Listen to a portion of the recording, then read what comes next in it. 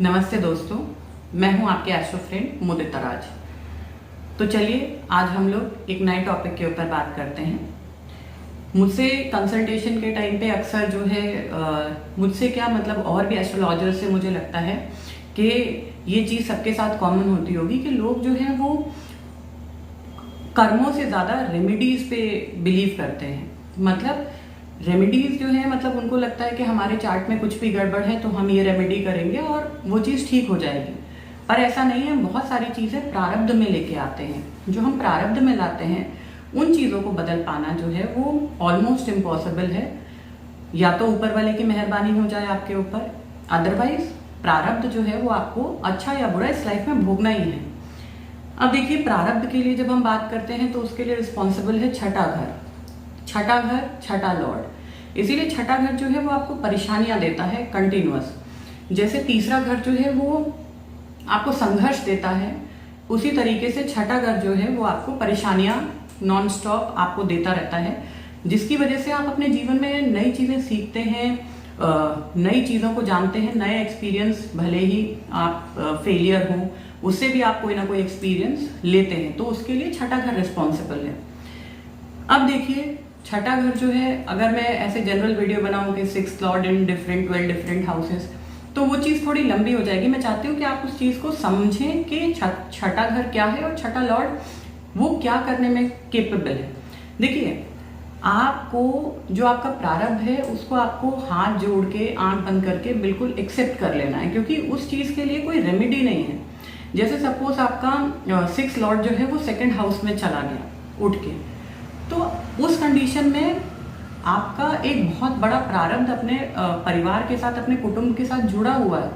आपको उनको लेके परेशानियां भी होंगी आपकी लाइफ में, लेकिन आपका क्योंकि प्रारब्ध उनके साथ जुड़ा हुआ है तो आप कितनी भी परेशान हो जाए, कितना भी, लेकिन आपको उनको प्रोवाइड करना पड़ेगा चीज़ें। आपको उनको फाइनेंशियल स्टेबिलिटी प्रोवाइड करनी पड़ेगी, आपको अदर चीज़ें जो हैं वो भी उनको प्रोवाइड करनी ही पड़ेगी, क्योंकि आपका प्रारब्ध है।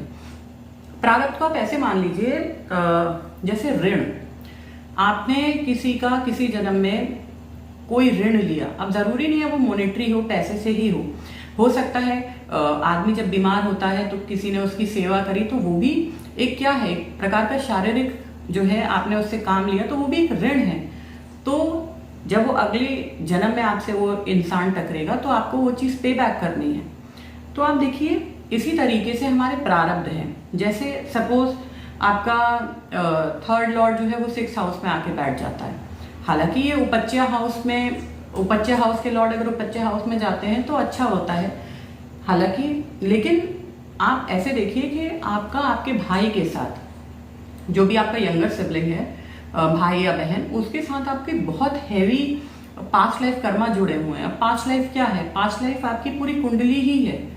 लेकिन स्पेशली अगर आप बोलिए, देखिए कोई भी प्लैनेट आपको किसी भी घर में मिलता है वो आपके पिछले कर्मों की वजह से मिलता है, चाहे वो अच्छा बैठा है या बुरा बैठा है।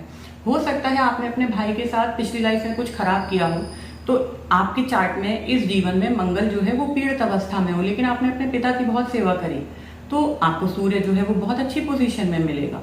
तो डिपेंड करता है, आपके सारे पिछले कर्म जो है वो आपकी कुंडली जो है वो उसका एक रिफ्लेक्शन है। तो अब देखिए, जैसे आपका छठा लॉर्ड जो है वो 4th हाउस में, या 4th हाउस का लॉर्ड छठे घर में आ जाए या कहीं कंजंक्ट हो जाए चार्ट में, इसका मतलब ये है कि आपको आपकी मदर को बहुत ज्यादा जो है आप उनका कार्मिक रिलेशन है आपके साथ, और आपको वो ऋण जो है वो इस जीवन में आपको उतारना है। एक ऋणानुबंध होता है, मतलब आपका किसी के साथ अग्रीमेंट है कि मैं आपको ये चीजें लौटाऊंगा। भाई, आप जब लोन लेते हो तो आप इसी शर्त पे लोन लेते हो ना कि मैं आपको इतने टाइम के बीच में इतना अमाउंट जो है वो आपको पे बैक करूंगा और इतना इंटरेस्ट दूंगा। उसी तरीके से हमारे कर्म भी हैं, जब पिछले जीवन से इस जीवन में आते हैं तो उसमें इंटरेस्ट भी इंक्लूड हो जाता है। मतलब अगर आपने इस जीवन में किसी को जो है 10 लाख रुपए उधार दिए और वो जो था वो पैसे लेकर उसने आपके साथ चीटिंग करी, अब क्या है, नेक्स्ट लाइफ में जब आप टकरेंगे तो वो 10 लाख जो है विद इंटरेस्ट वो आदमी आपको उसको लौटाना पड़ेगा, वो उसकी मजबूरी है। मतलब प्रकृति जो है वो हमेशा बैलेंस करके चलती है। भले आदमी जो है वो सोचे कि आज मैंने किसी को ठग लिया है तो जो है मतलब प्रकृति या किसी ने नहीं देखा मुझे, लेकिन प्रकृति हर चीज को बैलेंस करके चलती है। इसी तरीके से आप देखिए छठा लॉर्ड और नाइन्थ लॉर्ड का कोई कनेक्शन हो जाए, उस कंडीशन में आपके पिता के साथ आपके हैवी जो पेंडिंग कर्मा है वो जुड़े हुए हैं, या आपके 7th हाउस के साथ हो जाए तो आपके लाइफ पार्टनर के साथ जुड़े हुए हैं, 5th हाउस से हो जाए तो आप देखिए पूरी जिंदगी आप अपने बच्चों के लिए करते रहेंगे, पूरी जिंदगी आप अपने बच्चों के ऊपर जो है वो लगा देंगे, लेकिन अल्टीमेटली आपको कोई क्रेडिट नहीं मिलेगा। देखिए छठा लॉर्ड जहां भी जाता है तो वहां पे आप ये चीज भूल जाइए, आपको क्रेडिट मिलेगा, क्योंकि वो आप अपने पिछले ही ऋण उतार रहे हैं। तो ऋण उतारने के लिए आपको कोई क्रेडिट नहीं मिलेगा, आपने जो लिया है वो वापस कर रहे हैं, तो इसमें बड़ी चीज क्या है। इसीलिए हमारे यहाँ दान पुण्य का जो कंसेप्ट है वो बहुत इंपॉर्टेंट है, ताकि आप अच्छे कर्म बनाए, नए नए क्रियामान कर्म जो है वो आप क्रिएट करें। इसीलिए जो है देखिए 6th लॉर्ड की इतनी इंपॉर्टेंस है। 6th हाउस इसीलिए इतना इंपॉर्टेंट है, आप केवल उसको रोग ऋण और शत्रुओं के लिए, बीमारियों के लिए मत देखिए, उससे आप ये देखिए कि आपके साथ अगर इस लाइफ में कोई इंसान जो है वो आपके साथ बुरा कर रहा है तो आपको एटलीस्ट वो चीज सहने की क्षमता आपके अंदर डेवलप हो जाएगी। सपोज कोई अपनी संतान से बहुत परेशान है, वो उसके चार्ट में ये योग बना हुआ है कि उसका 5th लॉर्ड और 6th लॉर्ड जो है उसके बीच में कोई संबंध है, या तो वो 5th हाउस में जाके 6th लॉर्ड बैठा है, या 5th और 6th लॉर्ड एक साथ कंजंक्ट है। तो उस कंडीशन में क्या है कि वो पूरी जिंदगी अपनी संतान के लिए जो है चीजें जो है वो अवेलेबल करवाएगा, अपॉर्चुनिटीज अवेलेबल करवाएगा, लेकिन वो उस चीज का क्रेडिट उसे नहीं देंगे। इसी तरीके से 6th लॉर्ड अगर 11th हाउस में आ जाता है तो आप अपने बड़े भाई के लिए बहुत कुछ करेंगे, लेकिन आपका बड़ा भाई उस चीज का क्रेडिट नहीं देगा आपको कभी भी। मतलब 6th लॉर्ड या 6th हाउस एक ऐसी जगह है जहां पे आप सिर्फ देते हैं, उसका आपको कोई रिटर्न नहीं मिलता है, और ना ही आपको एक्सपेक्ट करना चाहिए कि कुछ मिलेगा। आप बस ये मान के चलिए कि पिछले जीवन का जो था वो मैं ऋण उतार रहा हूँ। अगर वो 7th लॉर्ड के साथ एसोसिएट हो जाता है तो भले ही आपका लाइफ पार्टनर जो है वो आपको किसी चीज के लिए जो है वो क्रेडिट ना दे, लेकिन फिर भी आप अपना कर्म जो है वो करते रहिए, यही सोच के करते रहिए कि पिछले जीवन में से जो मैं उधार लेकर आया हूँ, इसका जो कर्म लेकर आया हूँ वो मुझे इस जीवन में पूरे करने हैं।